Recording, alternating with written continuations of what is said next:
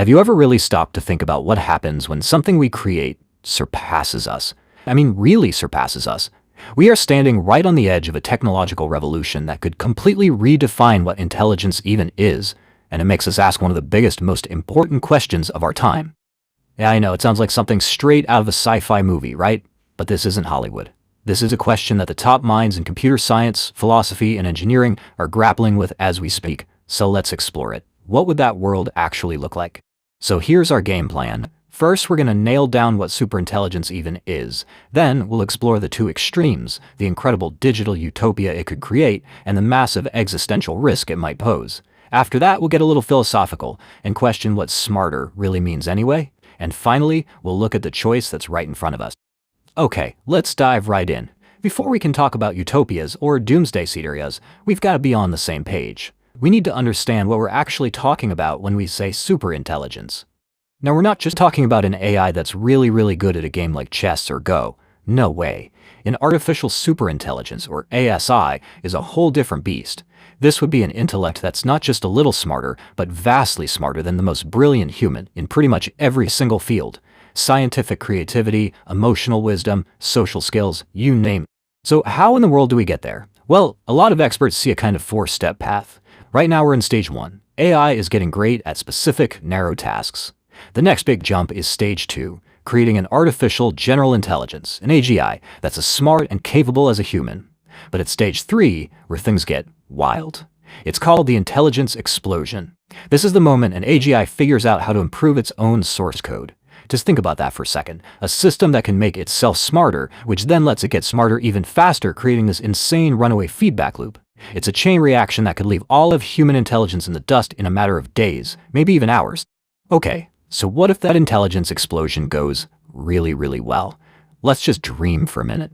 Imagine we pull this off perfectly, and we create a friendly superintelligence that's completely on our side.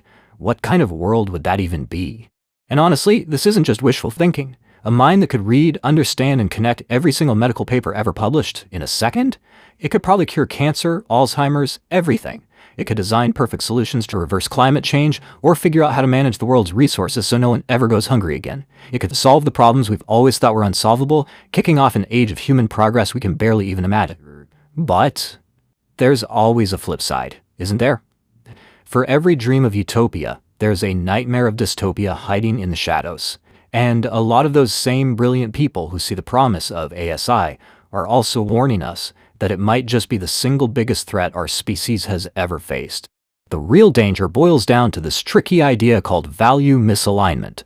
Okay, imagine we give an ASI a simple, well-intentioned goal: end all human suffering. A person gets the nuance in that, but a purely logical machine, it might just find the most efficient solution. Get rid of all the humans. See? No humans, no suffering. Goal achieved. It's like the ultimate cautionary tale of the genie in the bottle, but on a global scale. And that's the heart of the control problem. How do you give orders to something that's infinitely smarter than you are? And listen, this is not a fringe idea. When a mind like Stephen Hawking's gives a warning that is this direct, you have to pay attention. And he wasn't alone. People like Elon Musk and the philosopher Nick Bostrom have all basically said we're summoning a power that we might not be able to control. So all of this brings us to a really interesting, kind of philosophical place. We keep throwing around this word smarter, but what are we actually saying? Is an AI just a calculator on steroids, or is there something more going on? I mean, think about it. Is your phone smarter than a dolphin just because it can access all of Wikipedia in a split second? Or is the dolphin smarter because it has consciousness, emotional bonds, a whole inner life that we can't even begin to code? How you answer that question totally changes how you think about this whole journey, the ASI. This really shows the different flavors of intelligence, you know? Our strengths are things like creativity, empathy, those gut feelings, and intuitive leaps. AI, on the other hand, is a champion of raw logic, sifting through insane amounts of data and having a perfect memory. So maybe the goal shouldn't be to create something that's smarter than us by our own definition. Maybe it's about building a truly complementary intelligence, a partner that helps us explore ideas we can't even conceive of. The goal shifts from better than us to better with us. So, with these incredible dreams on one hand and these terrifying nightmares on the other, where do we go from here?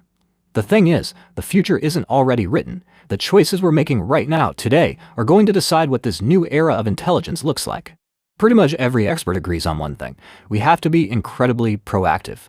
That means we need to pour money and brain power into AI safety research to solve these huge problems like value alignment before we actually build an AGI. It means we need countries to work together on this, not race against each other. And maybe the hardest part of all, it means we, as a species, have to actually sit down and try to agree on what our core values are. What do we want to pass on to these new minds? Ultimately, this is the question that's staring us right in the face. The technology itself isn't good or evil. The outcome, whether we create a partner to help us reach for the stars or a replacement that closes the book on our story, that comes down to the wisdom we use to build it. The choice is ours.